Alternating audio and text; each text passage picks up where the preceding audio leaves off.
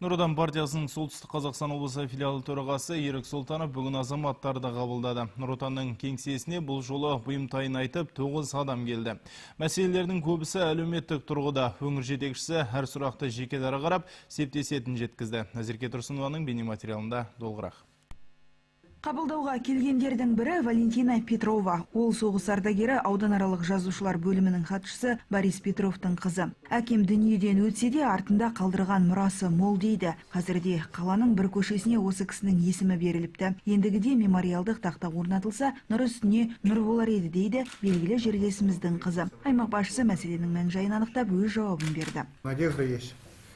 Мы сейчас изучим этот вопрос, потом потребуется время. Ну, во-первых, мы должны принять решение, и после этого мы должны сделать саму эту мемориальную доску, ее, значит, в управлении культуры одобрить, после этого провести опрос каждого жителя и получить письменное согласие.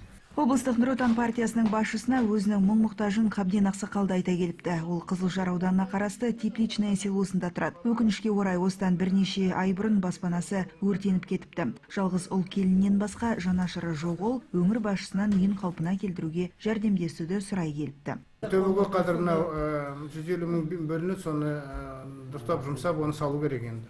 Қалғанын иә. Ол сөзсіз, ол шешілген жағдай. Бір 10 күннің ішінде төленеді қалайды. Айда әбден жауыр болған өзекті мәселелердің бірі саяжайлардың су астында қалуы. Спутник 1 бағбандар қоғамының жетекшілігі өңір басшысынан осы мәселені шешуді өтініп отыр. Сейчас я поручаю Акиму, он создаст комиссию и с этой комиссией сделает свои выводы.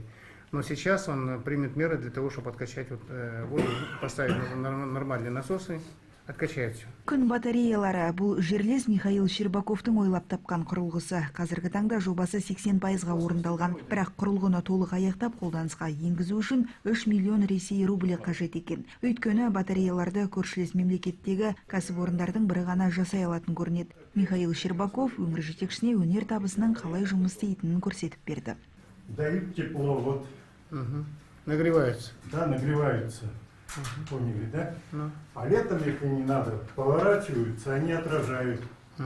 В любом случае в РКС вы попадете, в РКС рассмотрит, доложит мне. Бұдан өзге бүгінгі қабылдауға 5 адам келіп көмек қолын созуды сұрады. Айтылған мәселелер облыс әкімінің бақылауында болып, жуық арада заңды шешімдерін таппақ. Назерке Тұрсынова, Қуаныш Қазбеков, ақпарат.